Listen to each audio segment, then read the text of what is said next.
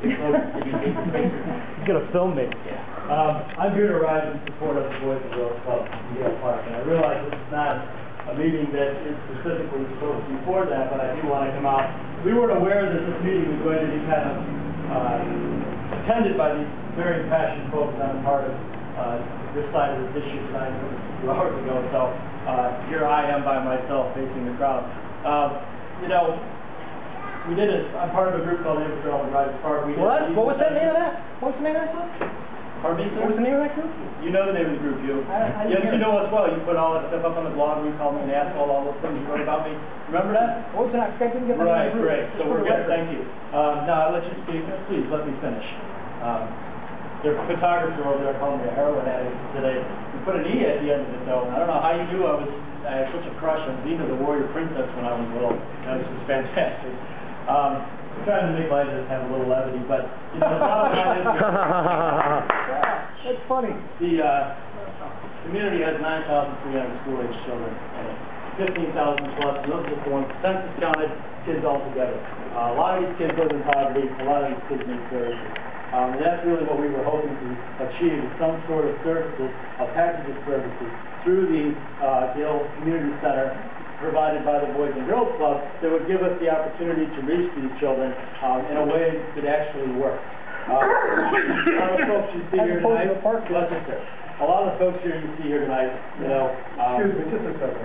Come on now. Everybody got to speak and nobody did anything like that.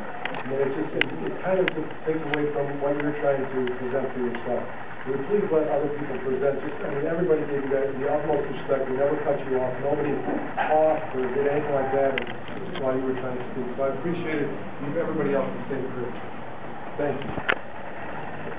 Well, like I said, you know, these folks are here and they have to support the community. I would respectfully differ with that. I believe that the folks that we talked to in the community, the folks we surveyed in the needs assessment, that these folks knew what they were talking about when they said that they wanted to see these services happen. Where are these people?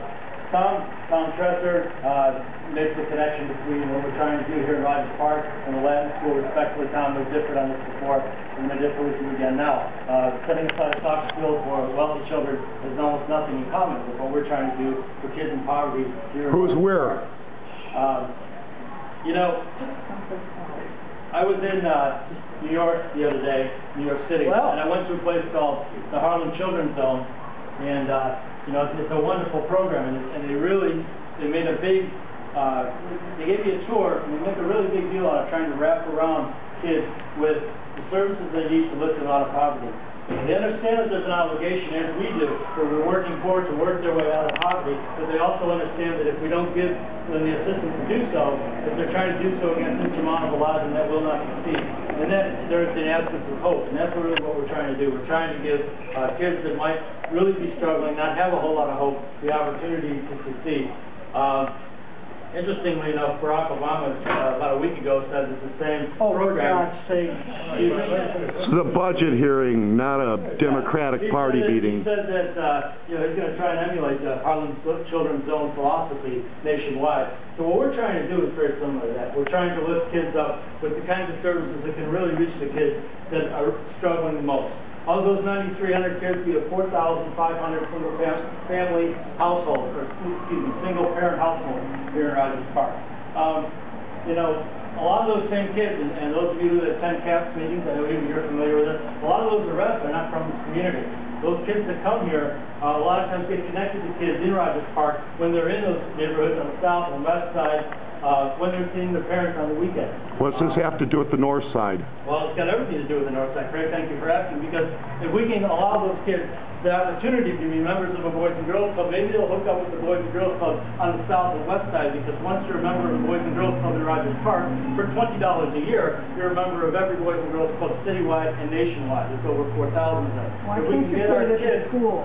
The school is a great idea, and we actually had this very same meeting. They support us being there, and we're going to try and get that to happen. Unfortunately, the Board of Education doesn't have the funds to support the Boys and Girls Club on the weekend and on the evening. Well, who does? Who does? Well, Chicago Park District. The Park District is paying you to go in the Park District building? Can you confirm that? Can you finish?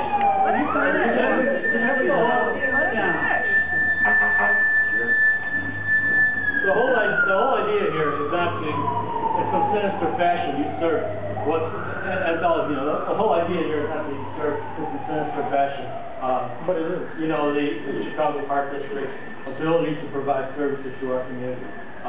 The idea is to give these kids an opportunity to work for them so that they're not walking around our streets like a lot without them. Thank you. Thank you. Thank you, gentlemen.